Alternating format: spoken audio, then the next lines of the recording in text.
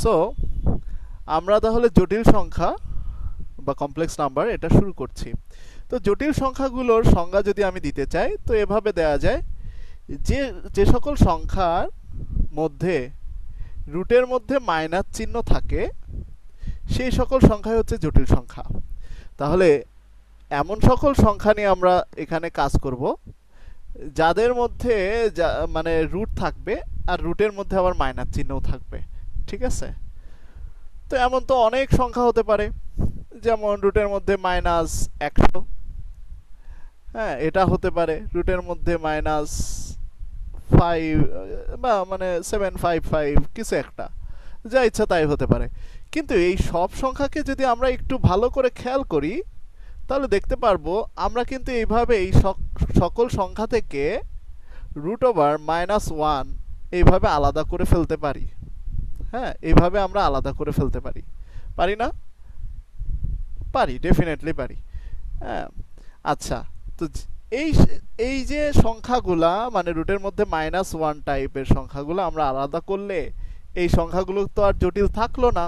এই সংখ্যাগুলো কিন্তু বাস্তব সংখ্যা হয়ে গেল। এই যে এই সংখ্যাটা বাস্তব সংখ্যা হয়ে গেল, এই সংখ্যাটা বাস্তব সংখ্যা হয়ে গেল। তাহলে জটিল সংখ্যার পার্ট কোনটা হলো? এই যে রুটের মধ্যে -1। তার মানে এই রুটের মধ্যে -1টাই হচ্ছে এখানে সব থেকে বেশি ইম্পর্টেন্ট জিনিস।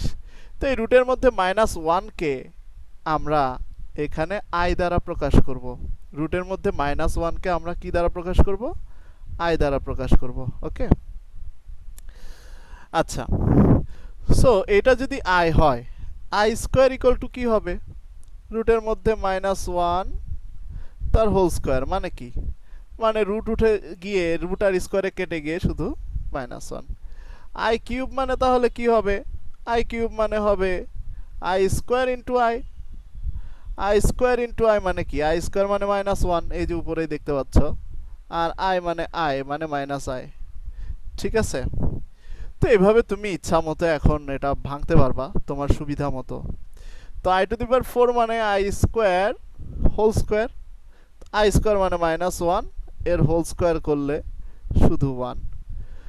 সো আমরা এখানে একটা ইম্পর্টেন্ট জিনিস বুঝলাম, সেটা হচ্ছে যত জটিল সংখ্যা থাকে সবার মধ্যেই আসলে রুট ওভার -1 থাকে। ঠিক আছে? আর এই রুট ওভার -1কেই আমরা আই দ্বারা প্রকাশ করি। সো জটিল সংখ্যা মানেই হচ্ছে সেখানে আই থাকবে।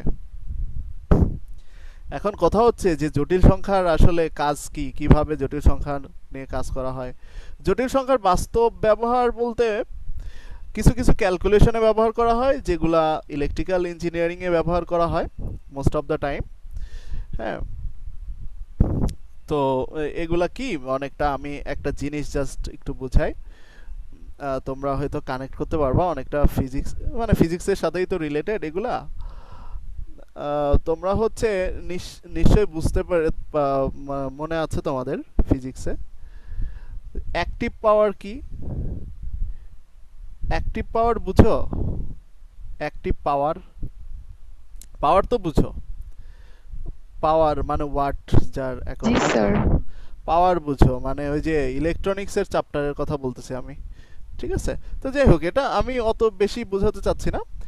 পাওয়ার বিভিন্ন টাইপের হয়। হ্যাঁ, পাওয়ার অ্যাক্টিভ, অ্যাক্টিভ পাওয়ার হয়, রিঅ্যাক্টিভ পাওয়ার হয়। ঠিক আছে? আরো কিছু কিছু পাওয়ার হয়। তো এখানে মানে মেনলি তিন জাতীয় পাওয়ার। অ্যাক্টিভ পাওয়ার মানে যেগুলা জাস্ট রোধের কারণে পাওয়া যায়, এ হচ্ছে রিঅ্যাক্টিভ মানে অ্যাক্টিভ পাওয়ার। আর উপরে এক জাতীয় পাওয়ার থাকে, মানে পাওয়ারের লাইন থাকে, নিচে আরেক জাতীয় পাওয়ারের লাইন থাকে। ঠিক আছে? মানে এটা একটা গ্রাফের কথা আমি বোঝাচ্ছি। তো এটা অতটা ইম্পর্টেন্ট না। যাই হোক, একটা হচ্ছে মনে করো এটা হচ্ছে আই এল দ্বারা প্রকাশ করা হয় একটা, আর একটা হচ্ছে আই সি দ্বারা প্রকাশ করা হয়। সি হচ্ছে ক্যাপাসিটর, এল হচ্ছে তোমার কয়েলের জন্য। হ্যাঁ, তো এই যে মনে করো এখানে যেমন অ্যাক্টিভ পাওয়ারকে এক্স অক্ষ বরাবর প্রকাশ করা হয়। হ্যাঁ, আমরা ধরে নিলাম এখানে নিচে কিছু নাই, এখানে মনে করো এই যে ওয়াই অক্ষ বরাবর কোন একটা পাওয়ার আছে, সেটা যে পাওয়ারই হোক, তোমরা যেহেতু এখন জানো না, ওইখানে ওই পাওয়ারটার আমি নামও বলতেছি না, ঠিক আছে। এখানে মনে করো কোনো একটা পাওয়ার আছে, এখানে কোনো একটা পাওয়ার আছে, হ্যাঁ, রিঅ্যাক্টিভ পাওয়ার মনে করলাম আমরা, আপাতত রিঅ্যাক্টিভ পাওয়ার, ঠিক আছে। তো রিঅ্যাক্টিভ পাওয়ার মনে করলাম। তো একটা পাওয়ারের এই দুইটা অংশ থাকে, হ্যাঁ, অ্যাক্টিভ আর রিঅ্যাক্টিভ। এখন অ্যাক্টিভ পাওয়ার মানে শুধু রোধের কারণে হয়, আর রিঅ্যাক্টিভ পাওয়ার হচ্ছে কয়েল এবং ক্যাপাসিটরের কারণে হয়। মনে করো একটা ফ্যানের ক্ষেত্রে এই হিসাবগুলো খুব ভালো করে মানে বের করা হয়, যারা ইঞ্জিনিয়ার তারা বের করে এইভাবে হিসাবগুলো, হ্যাঁ, টোটাল পাওয়ারটা বের করে হচ্ছে এই দুইটা পাওয়ার এভাবে থাকবে, তাকে ওই পিথাগোরাসের উপপাদ্য করে এই টোটাল পাওয়ারটা বের করা হয়। এখন কথা হচ্ছে যে এই যে এক্স অক্ষ বরাবর যে অ্যাক্টিভ পাওয়ারটা থাকে, এটাকে বলা হয়, এটাকে ধরা হয় বাস্তব অংশ, হ্যাঁ, আর এটা হচ্ছে অবাস্তব অংশ, ঠিক আছে। মানে এটা তোমার কোনো কাজে আসবে না, মানে এটা ডিরেক্টলি তোমার কোনো কাজে আসবে না, মানে তুমি উপকৃত হতে পারবা না, যন্ত্র থেকে তুমি উপকার পাবা না। তুমি উপকার পাবা এই যে যতটুকু পাওয়ার আর এর জন্য খরচ হচ্ছে, ততটুকু পাওয়ারের কারণে তুমি উপকৃত হবা। অর্থাৎ কোনো একটা ফ্যান চলতেছে, তো ফ্যানটা কতটুকু সার্ভিস দিতে পারবে, এই যে এই পাওয়ারের সমান সার্ভিস দিতে পারবে, ঠিক আছে, শুধু এই যে নিচের পাওয়ারের সমান সার্ভিস দিতে পারবে। তার মানে মোট পাওয়ারের সমান সে আসলে সার্ভিস দেয় না, সে সার্ভিস দেয় শুধু ওই আর এর কারণে যতটুকু পাওয়ার থাকে ততটুকুর কারণে সে সার্ভিস দিতে পারে। তার মানে সে ফুল পাওয়ার কিন্তু ফুল পাওয়ার দিয়ে কিন্তু আমাদেরকে সার্ভ করতে পারে না। অর্থাৎ মনে করো আমার টোটাল 10 ওয়াট কারেন্ট খরচ হচ্ছে, সে কিন্তু 10 ওয়াটের ফুল সার্ভিস দিতে পারবে না আমাকে, সে হয়তো 8 ওয়াট ফুল সার্ভিস দিবে, হ্যাঁ, আর ওই 2 ওয়াট এই রিঅ্যাক্টিভ পাওয়ারের কারণে নষ্ট হয়ে যাবে, ঠিক আছে। এই যে নষ্ট হয়ে যাচ্ছে, এইটা আসলে, এইটাকেই আসলে এই কাল্পনিক সংখ্যা দ্বারা ইলেকট্রিক্যাল ইঞ্জিনিয়ারিংয়ে সূচিত করা হয়, হ্যাঁ, যে এটা আসলে আমাদের কোনো কাজে লাগে না, বাট এটার কারণে কোনো একটা পাওয়ার লস হয়, ঠিক আছে। এখানে কোনো একটা পাওয়ার লস হয়, যেমন 10 ওয়াট যদি আমরা টোটাল পাওয়ার এখানে ধরি ব্যয় হচ্ছে, তার মধ্যে 8 ওয়াট হচ্ছে আমার প্রকৃত কাজে লাগছে, হ্যাঁ, আর 2 ওয়াট হচ্ছে অন্য কাজে লাগছে। এখন অন্য কি কাজে লাগছে সেটা বিভিন্ন হিসাব নিকাশ আছে, তো সেই হিসাব নিকাশের জন্য এই ওয়াই অক্ষ বরাবর এই অংশটাকে ইমাজিনারি অংশ বলা হয়, ধরা হয় আর কি। তো এটা হচ্ছে বাস্তব একটা প্রয়োগ, এটা ইলেকট্রিক্যাল ইঞ্জিনিয়ারিং এ প্রয়োগ হয়। তো যাই হোক, তো আমরা আসলে বাস্তব প্রয়োগ এখানে দেখতেছি না, আমরা এখানে প্রথমে শিখব যে আসলে এই জটিল সংখ্যা কিভাবে আমরা এখানে কিভাবে হিসাব নিকাশগুলো করা হয় সেগুলো শিখব। এখন প্রথমে আমাদেরকে যেটা বুঝতে হবে সেটা হচ্ছে একটা জটিল সংখ্যা লিখতে হয় কিভাবে। একটা জটিল সংখ্যা সাধারণত মনে করো একটা জটিল সংখ্যা জেড যদি আমি মনে করি, তাহলে জেড হচ্ছে তো সাপোজ এই একটা সংখ্যা, এটা হচ্ছে একটা জটিল সংখ্যা। তার মানে জেড একটা জটিল সংখ্যা আমরা ধরে নিলাম, তার মধ্যে দুই ধরনের পার্ট থাকে, একটা হচ্ছে বাস্তব পার্ট আর একটা হচ্ছে অবাস্তব পার্ট। তোমরা নিশ্চয়ই ওই চিত্রটার কথা মনে আছে, একটু আগে দেখাইলাম, একটা অ্যাক্টিভ বলেছিলাম আর একটা রিঅ্যাক্টিভ বলেছিলাম, ঠিক আছে। তো এটা ছিল বাস্তব পার্ট আর এটা হচ্ছে অবাস্তব পার্ট, ঠিক আছে। তো সেইভাবেই এখানেও জটিল সংখ্যাগুলো লিখতে হয়। কিভাবে লিখতে হয়, দুইটা অংশ থাকে একটা জটিল সংখ্যার মধ্যে, একটা হচ্ছে বাস্তব অংশ আর একটা হচ্ছে অবাস্তব অংশ, ঠিক আছে। আর এই জটিল সংখ্যার যে চিত্রের মাধ্যমে প্রকাশ করা হয় তাকে আর্গন্ট চিত্র বলে। কি চিত্র বলে? আর্গন্ট, ঠিক আছে। জটিল সংখ্যা যে চিত্রের মাধ্যমে আমরা প্রকাশ করতে পারি তাকে আর্গন্ট চিত্র বলা হয়। তো আর্গন্ট চিত্র জিনিসটা কি দেখো, সাপোজ এই হচ্ছে এক্স অক্ষ, সরি এক্স অক্ষ ওয়াই অক্ষ ধরে আমরা হচ্ছে একটা চিত্র আঁকবো, নর্মাল চিত্র, উপরে প্রাইম দিয়ে দিয়েছি, সমস্যা নেই, চেঞ্জ করে দিচ্ছি। ওকে, তো খেয়াল করো এখানে 3 আছে বাস্তব অংশ, তো বাস্তব অংশে x অক্ষ বরাবর বসবে 1 2 3। হ্যাঁ, আর ওই i হচ্ছে y অক্ষ বরাবর বসবে, তাহলে 1 2 3 1 2 3 4। তার মানে এই পয়েন্টটাকে বোঝানো হচ্ছে এই সংখ্যাটা দ্বারা। ঠিক আছে, অর্থাৎ এইখানে এই সংখ্যাটা দ্বারা এই পয়েন্টকে সূচিত করা হচ্ছে, এই পয়েন্টকে সূচিত করা হচ্ছে। তাহলে আই। আর তুমি যে চিত্রের সাহায্যে এই রকম জটিল সংখ্যা গুলো ব্যবহার করতে পারো, মানে জটিল সংখ্যা ব্যবহার করে যে চিত্র আঁকা হয় এই চিত্রগুলোকে আর্গন চিত্র বলা হয়। তাহলে আমরা একটু বইয়ের সংজ্ঞা অনুসারে কি বলতে পারি, জটিল সংখ্যার জ্যামিতিক প্রকাশকে আর্গন চিত্র বলা হয়। জটিল সংখ্যার জ্যামিতিক প্রকাশকে আর্গন চিত্র বলা হয়।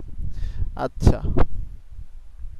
এখানে জ্যামিতিক প্রকাশে হ্যাঁ এতটুকু 3, এতটুকু তাহলে 4 হলো।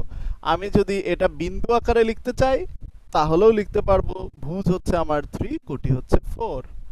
ওকে, আমি বিন্দু আকারেও কিন্তু এটা লিখতে পারবো আর্গন চিত্রে। হ্যাঁ বলো।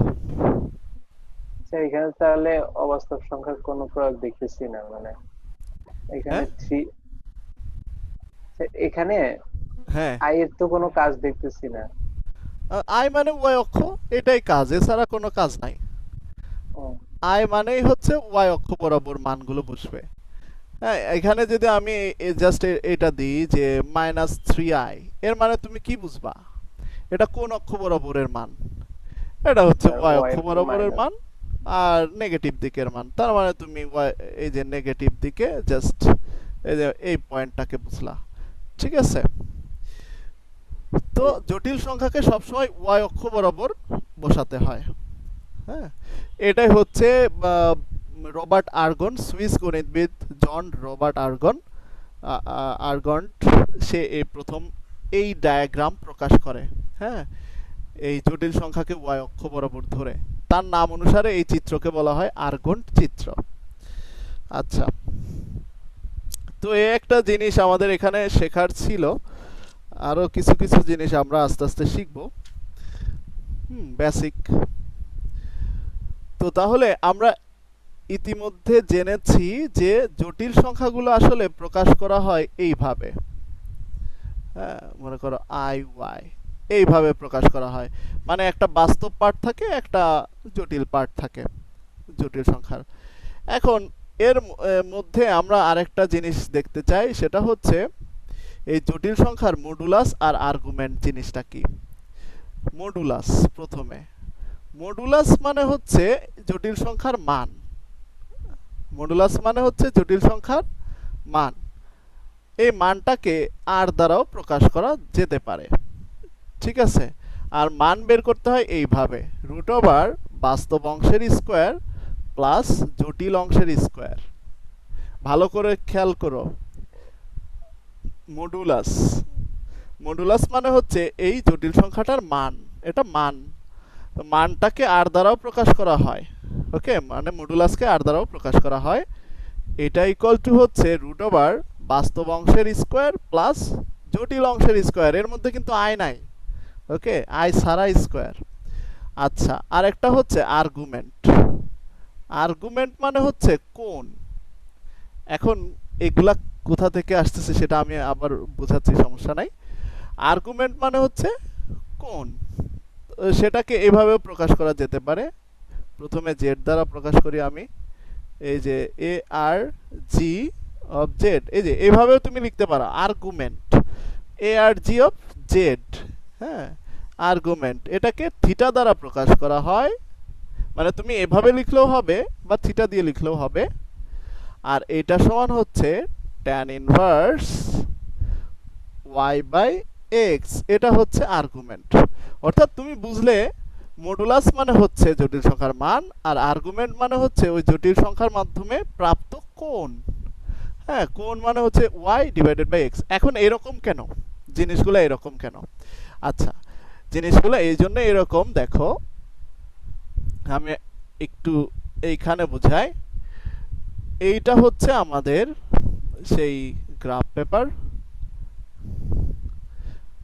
আচ্ছা, এখন জটিল সংখ্যা আমরা তো বুঝতেই পারছি, যেমন হচ্ছে এইদিকে মনে করো এই যে এতটুকু আমি গেলাম, এই যে এই বিন্দুটা মনে করো ওই হচ্ছে এই জেড দ্বারা এই বিন্দুকে নির্দেশ করা হচ্ছে, ঠিক আছে? সাপোজ এইটাই সেই এক্স কমা ওয়াই বিন্দু।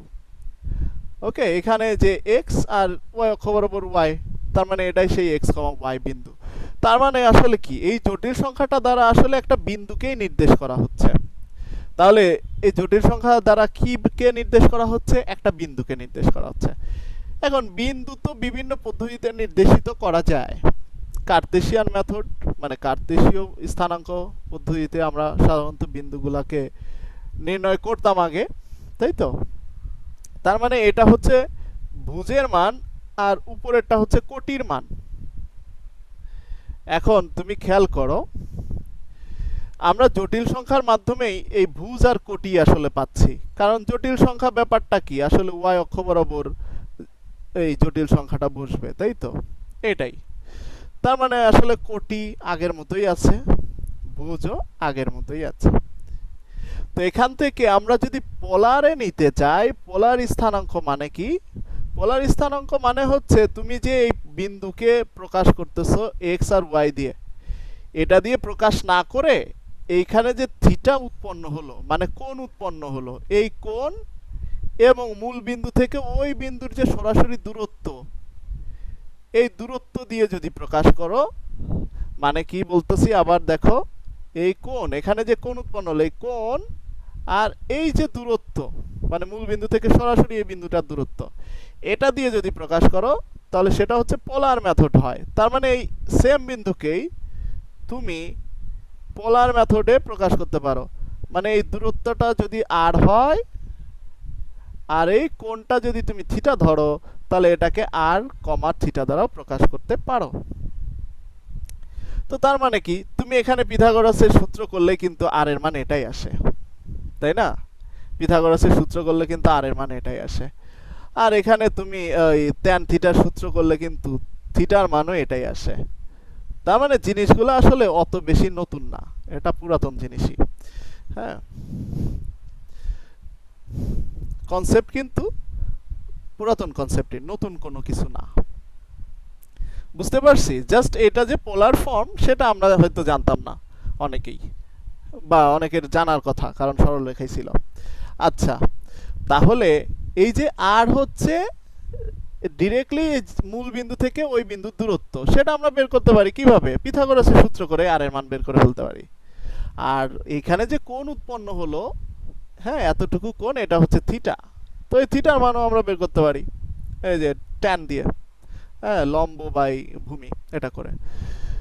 তো এই থিটাই হচ্ছে এখানে আমাদের আর্গুমেন্ট। হ্যাঁ, তো আর থিটা দ্বারাও এই বিন্দুকে প্রকাশ করা যেতে পারে। তো যাই হোক, তো মডুলাস মানে হচ্ছে আসলে ওই আর এর মান, আর আর্গুমেন্ট মানে হচ্ছে এই কোণের মান। ঠিক আছে, নিশ্চয়ই বুঝতে পেরেছো জিনিসটা। আচ্ছা, কারোর কোনো কোশ্চেন আছে এতটুকুতে? মডুলাস আর আর্গুমেন্ট বের করাতে কারোর কোনো কোশ্চেন আছে? No, sir. আচ্ছা, ভেরি গুড। আরেকটা জিনিস বুঝতে হবে আমাদের, তোমরা তো আর্গুমেন্ট বের করবা যখন, তখন নিশ্চয়ই মনে করো এই একটা বিন্দু আমি দিয়ে দিলাম, এই একটা বিন্দু আমি দিয়ে দিলাম, তখন এর জন্য তুমি মডুলাস খুব ভালো করেই বের করতে পারবা। মডুলাস হচ্ছে এটা equal to R equal to, তুমি কি করবা, -3 স্কোয়ার প্লাস 2 স্কোয়ার করে দিবা। তার মানে 9 প্লাস 4 ইকুয়াল টু 11। হ্যাঁ, এটা করে দিবা, এটা হচ্ছে তোমার মডুলাস বের হয়ে গেল। এখন তুমি আর্গুমেন্ট বের করতে চাও, হ্যাঁ এ আর জি থিটা বের মানে জেড বের করতে চাও, মানে থিটা বের করতে চাও। সো এটা মানে তো ট্যান ইনভার্স হচ্ছে ওয়াই, ওয়াই এর মানে হচ্ছে এটা, মানে 2/-3, এটা করবা তো। এখন এইখানে একটা কথা আছে যে এখানে কিন্তু তোমার একটু কোয়াড্রেন্টের কাজও করতে হবে। কোয়াড্রেন্টের কাজও এখানে কিন্তু করতে হবে। এখন কথা হচ্ছে যে আহ, আবার আমাদেরকে এটা একটু আঁকতে হচ্ছে। এখানে মুখ্য আর্গুমেন্টের মুখ্য মান বলে একটা মান আছে। হ্যাঁ, এই আর্গুমেন্টকে আবার নতিও বলা হয়। কি বলা হয় আর্গুমেন্টকে আবার? নতি। নথি। নতি, বাংলায় নতি বলা হয়। আচ্ছা, যাই হোক, মডুলাসকে মডুলাস বা পরম মান, পরম মান তো তোমরা চিনোই। পরম মান, বাংলা বাংলা কথাটাও একটু লিখে দিই, পরম মান। হ্যাঁ, আর্গুমেন্টের ইংলিশ নতি, বাংলা হচ্ছে নতি, আর মডুলাসের বাংলা হচ্ছে পরম মান। আচ্ছা, তো যাই হোক, আমরা আর্গুমেন্ট বা থিটার মান বের করার সময় একটা ইম্পর্টেন্ট জিনিস এখানে বলতে চাচ্ছি, সেটা হচ্ছে আর্গুমেন্টের মুখ্য মান। কি এটা? আর্গুমেন্টের মুখ্য মান। এই জিনিসটা ভালো করে বুঝতে হবে। আর্গুমেন্টের অনেক জায়গায় এটা চাওয়া হয়, আর্গুমেন্টের মুখ্য মান। মুখ্য মান আবার কি জিনিস? মান তো মানে, মুখ্য মানে কি? আচ্ছা, মুখ্য মান আসলে একটা ধরা হয়, হ্যাঁ, যে মাইনাস পাই থেকে শুরু করে, মাইনাস পাই কোথায় আছে? আমরা কোণের হিসাব কোন সাইড থেকে শুরু করি? এই যে এখান থেকে শুরু করি, ঘড়ির কাঁটার উল্টা দিকে। তো এখানে আমরা সাধারণত জিরো নিয়ে শুরু করি। হ্যাঁ, জিরো থেকে এদিকে গিয়ে এই পর্যন্ত আসলে সেটা হচ্ছে পাই হয়। এই পর্যন্ত আসলে পাই বলি, ঠিক আছে? এখানে বলছে যে মাইনাস পাই থেকে শুরু করে, তো আমরা তো এইদিকে এইভাবে আসলে এটা পাই পর্যন্ত বলি, এটা পাই। হ্যাঁ, এই কোণটাকে আমরা পাই ধরি। তাহলে মাইনাস পাই কি? ঘড়ির কাঁটার দিকে গেলে মাইনাস পাই হবে। মানে সেম অ্যাঙ্গেলই, এইখান থেকেই শুরু করো যাত্রা, এটা ঘড়ির কাঁটার দিকে গেলেই মাইনাস পাই হয়। আর ঘড়ির কাঁটার বিপরীত দিক থেকে এখানে আসলে সেটা প্লাস পাই হয়। আচ্ছা, এখানে একটা লিমিট আছে যে মাইনাস পাই থেকে শুরু করে প্লাস পাই পর্যন্ত, এই লিমিটের মধ্যে যদি তুমি থিটার মানটা বের করো, তাহলে সেটাই হবে আর্গুমেন্টের মুখ্য মান। মানে লিমিটটা হচ্ছে, মুখ্য মানের লিমিটটা হচ্ছে মাইনাস পাই থেকে বড় হবে থিটাটা, মাইনাস পাই থেকে বড় হবে, কিন্তু প্লাস পাইয়ের সমান অথবা প্লাস পাই থেকে ছোট হবে। ঠিক আছে, মানে এই লিমিটের মধ্যে থাকতে হবে। মেন কথা হচ্ছে পাইকে ক্রস করা যাবে না, সেটা মাইনাসের দিকেই হোক আর প্লাসের দিকেই হোক। হ্যাঁ, মেন কথা এটাই যে পাইকে ক্রস করা যাবে না। মানে তুমি মনে করো 180-র উপরে যেতে পারবে না, সেটা মাইনাসের দিকেই হোক আর প্লাসের দিকেই হোক, কোনটা 180-র উপরে যেতে পারবে না। ওকে, কারণ কি 180-র উপরে গেলে তো সেটা ত্রিভুজের মধ্যকার কোনো কোণ থাকবে না। ঠিক আছে, এই জন্য ওটা আর্গুমেন্টের মুখ্য মান হতে বাদ পড়বে। আচ্ছা, তো আমরা এখানে মুখ্য মান কিভাবে পেতে পারি? আমরা তো দিছি একটা উল্টাপাল্টা মান। এখানে আমি জাস্ট করি, একটা সুবিধাজনক হিসাব নিই। সুবিধাজনক হিসাব নিই, যেটা আমরা মোটামুটি একটা ভ্যালু বের করতে পারবো, মানে ভ্যালু দিয়ে বোঝানো যায় তোমাদেরকে, এমন ভ্যালু নিই। তো মনে করো জেড ইকুয়াল টু, তাহলে এমন কি ভ্যালু নেওয়া যায়? √3 মাইনাস √3 প্লাস আই, এটা নেওয়া যায়। তার মানে এখানে জাস্ট আমি আর্গুমেন্টটা বের করব, আর্গুমেন্টটা তোমাদের দেখানোর জন্য আর্গুমেন্টটা বের করব। তাহলে থিটা ইকুয়াল টু কি? tan ইনভার্স ওয়াই এর অংশ কত? 1, আর নিচে কত? এটা x এর অংশ √3, তাই তো? tan inverse y by x, তো y এর অংশ তো 1 আর x এর অংশ হচ্ছে মাইনাস √3। সরি, তো এখন tan ইনভার্স 1 বাই মাইনাস √3। এখন তুমি এখানে তুমি জানো এটা কত ডিগ্রির মান, ঠিক আছে? তুমি থিটার মান বের করবা, তাই তো? তো আমরা একটু সহজ করার জন্য এটাকে একটু এইভাবে লিখি, ইনভার্সটাকে এই পাশে নিয়ে আসি। তার মানে এটা tan theta equal to -1 by √3। ইনভার্সটাকে এই পাশে নিয়ে আসি। ওকে, আচ্ছা, তাহলে tan থিটা ইকুয়াল টু, এটা হচ্ছে tan কত ডিগ্রি? tan হচ্ছে তোমার 30 ডিগ্রির ভ্যালু। তো 30 ডিগ্রির ভ্যালু এটা আছে। এখন আমি দেখো এটা কোন কোয়াড্রেন্টে আছে, এই মানটা কোন কোয়াড্রেন্টে আছে, এইটা দেখে তুমি বুঝতে পারতেছো? এই বিন্দু দেখে মানটা কোন কোয়াড্রেন্টে থাকতে পারে? এই মানটা Second কিন্তু quadrant. সেকেন্ড কোয়াড্রেন্টে, তাই না? এই যে দেখো, এই যে x এর Yes, sir. দিকে -√3, তার মানে মনে করো এদিকে 1 পয়েন্ট সামথিং, তার মানে এইদিকে, ঠিক আছে, সেকেন্ড কোয়াড্রেন্ট। সরি, তাহলে মানটা আছে হচ্ছে এরকম, এরকম কোন একটা জায়গায়। তো সেকেন্ড কোয়াড্রেন্টে, তো সেকেন্ড কোয়াড্রেন্টে কি আমি নিতে পারি এই tan কে সেকেন্ড কোয়াড্রেন্টে নিতে পারি? ডেফিনেটলি পারি। তো সেটা কিভাবে? সেটা হচ্ছে, আচ্ছা এটাকে আমরা 30 ডিগ্রি এভাবে না লিখে π/6 লিখি। π/6 মানেও 30। আচ্ছা, তো সেকেন্ড কোয়াড্রেন্টে নেওয়া যায় কিভাবে? tan π - π/6 এইভাবে করে তো সেকেন্ড কোয়াড্রেন্টে নেওয়া যায়, তাই তো? মানে এইখানে কোনো একটা অ্যাঙ্গেল আছে, এটাকে পাই পর্যন্ত নিলাম মাইনাস অ্যাঙ্গেলটা, তাহলে সেকেন্ড কোয়াড্রেন্টে গেল। তো সেকেন্ড কোয়াড্রেন্ট তো মুখ্য মানের মধ্যেই আছে, কোনো সমস্যা নাই, তুমি সেকেন্ড কোয়াড্রেন্টে মানটা নিতে পারবা। সো এখানে আমরা পাচ্ছি এটা। তাহলে থিটা সমান কি পাওয়া যাচ্ছে? থিটা সমান পাওয়া যাচ্ছে π - π/6, দেয়ারফর 6π - π ডিভাইডেড বাই 6, অর্থাৎ 5π/6। এইটাই হচ্ছে তোমার ওই আর্গুমেন্টের মান, অর্থাৎ এটা মুখ্য মান। আর্গুমেন্টের এটা মুখ্য মানই। আমরা কি বুঝতে পেরেছি মুখ্য মান কিভাবে আমরা বের করতে পারি? স্যার, আর্গুমেন্টের মান বের করলেই কি এটা মুখ্য মান হয়? না, সব ক্ষেত্রে তো না, সব ক্ষেত্রে না। কেন বলতেছি? কারণ আর একটা বিন্দু দিই, মনে করো -√3, আর হচ্ছে, আচ্ছা এখানে না দিয়ে আমি মাইনাসটা জাস্ট চেঞ্জ করে দিই, এইখানে দিলাম। তাহলে সেই ক্ষেত্রে থিটার মান কি আসে? tan inverse -1/√3। এটা কোন কোয়াড্রেন্টে আছে বলো? এটা কোন কোয়াড্রেন্টে আছে? Fourth quadrant. এটা ফোর্থ কোয়াড্রেন্ট না থার্ড কোয়াড্রেন্ট? আচ্ছা Third না, quadrant এ তো minus minus. Fourth quadrant. আচ্ছা, তার মানে এটা হচ্ছে, মনে করো এইদিকে x এর মান আর y এর মান নিচে, ফোর্থ কোয়াড্রেন্ট। এখন ফোর্থ কোয়াড্রেন্টে তুমি কিভাবে যাবা? ফোর্থ কোয়াড্রেন্টে এই অ্যাঙ্গেলটাকে কিভাবে নিয়ে যাবা?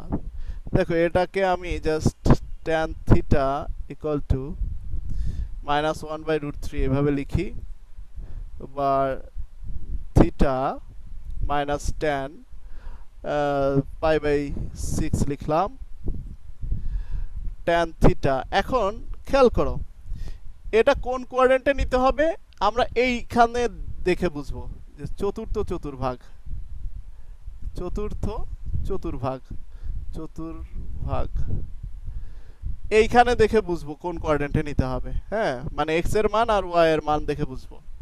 আচ্ছা, চতুর্থ চতুর্ভাগে আমি কিভাবে নিতে পারি? আমি তো এইভাবেও নিতে পারি, পজিটিভ দিক থেকে।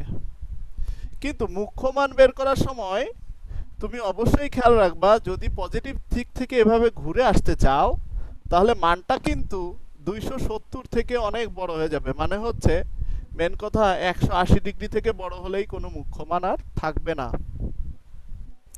সো এই ক্ষেত্রে পজিটিভ দিকে যদিও তুমি ইচ্ছা করলে এই ঘরে নিতে পারো, বাট সেটা মুখ্য মান হবে না। পজিটিভ দিক থেকে ক্যালকুলেশন করলে এটা মুখ্য মান পাবা না। আমার কথাটা সবাই বুঝছো? মানে জি স্যার। মুখ্য জি, মান স্যার, আসলে, মুখ্য মান আসলে এই 180 ডিগ্রি পার করলে আর মুখ্য মানটা থাকে না। তার মানে তুমি পজিটিভ দিক দিয়ে এখানে মান বের করতে পারবা না। মুখ্য মান চাইলে, মুখ্য মান চাইলে এখানে মান বের করতে পারবা না। তাহলে কি করতে হবে? মুখ্য মান চাইলে আমার তো ফোর্থ কোয়াড্রেন্টে যেতেই হবে, কারণ মানটা আমার ফোর্থ কোয়াড্রেন্টে আছে। স্যার এর রেঞ্জ 180 ডিগ্রি পর্যন্তই কেন? -180 ডিগ্রি থেকে +180 ডিগ্রি পর্যন্ত। কারণ ত্রিভুজের 3 কোণের সমষ্টি কত? ও আচ্ছা, ত্রিভুজ থেকে। ত্রিভুজ আসলে এখানে ত্রিভুজ নিয়ে একটা কথা আছে। হ্যাঁ, তো যাই হোক, আমরা তাহলে ফোর্থ কোয়াড্রেন্টে কিভাবে আসবো? আমরা ফোর্থ কোয়াড্রেন্টে জাস্ট এভাবে চলে আসবো। কিভাবে? জাস্ট এখানে এই মাইনাস চিহ্নটা আমি ভেতরে নিয়ে চলে যাব, এইখানে মাইনাস চিহ্নটা দিয়ে দিব, তাহলেই তো ফোর্থ কোয়াড্রেন্টে হয়ে গেল। ঠিক আছে? ফোর্থ কোয়াড্রেন্টে তো এইভাবে -π/6, যদি তুমি ঘড়ির কাঁটার দিকে যাও তাহলে কোণের আগে মাইনাস চিহ্ন দিতে হয়। ঠিক আছে? তো এই যে কোণের আগে মাইনাস চিহ্ন দিলাম, এটা কিন্তু ফোর্থ কোয়াড্রেন্টে চলে গেল। হ্যাঁ, ফোর্থ কোয়াড্রেন্টে চলে গেল। তাহলে θ = -π/6।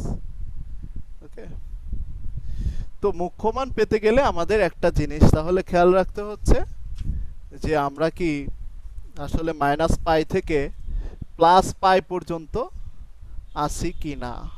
ঠিক আছে? -π থেকে +π পর্যন্ত আছে কিনা। ওকে, ওকে, ঠিক আছে, জিনিসটা আমরা আশা করি বুঝতে পারছি।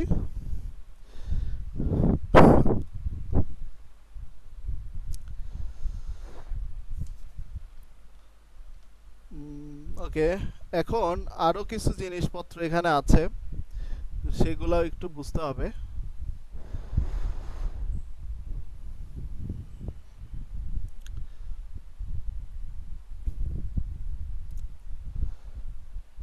মনে করো θ = tan ইনভার্স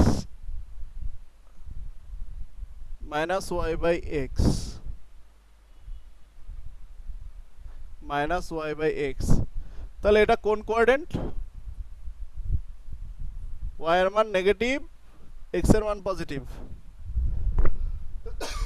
সো এটা ফোর্থ কোয়াড্রেন্ট। তো ফোর্থ কোয়াড্রেন্টে একটু আগে কিভাবে গেছিলাম? জাস্ট এটাই, তাই তো? মাইনাস এটাই ছিল আর কি, মানে ফোর্থ কোয়াড্রেন্টে এটাই, মানে অ্যাঙ্গেলের মানটা আসে, তাই তো?